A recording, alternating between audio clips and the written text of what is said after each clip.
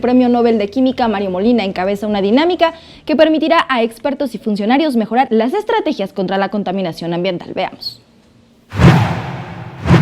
En la zona metropolitana del Valle de México, se estima que diariamente se exponen al aire 157,000 toneladas de contaminantes.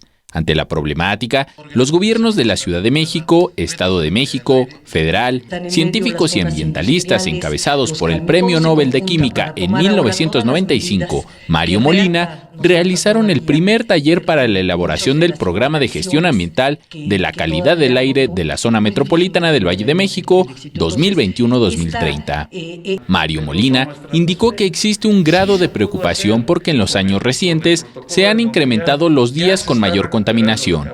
Mientras en 1991 se registraron 220 días con contingencia ambiental, en 2014 fueron 3, pero en los años subsecuentes la cifra aumentó hasta con 18 días de contingencia en 2016.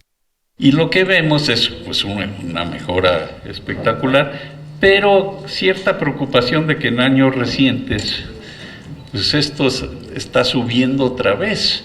Y claro, lo que pasa es que nuestra ciudad está cambiando, pues tenemos mucho más automóviles, el tamaño de la flota vehicular ha aumentado espectacularmente. El taller servirá para que los científicos y ambientalistas aporten sus conocimientos para mejorar mecanismos de combate a la contaminación ambiental. Nuevamente pongamos juntos a la ciencia nacional e internacional, junto con los gobiernos del Estado de México, la Ciudad de México y el gobierno federal para poner en práctica un nuevo programa de calidad del aire. El propósito a corto y mediano plazo será tener modelos de la calidad del aire del Valle de México cada vez más sofisticados, para que se pueda predecir por lo menos con un día de anticipación si la contingencia ambiental seguirá presente en los días subsecuentes. Y de esta manera, planear estrategias más efectivas que mitiguen la contaminación.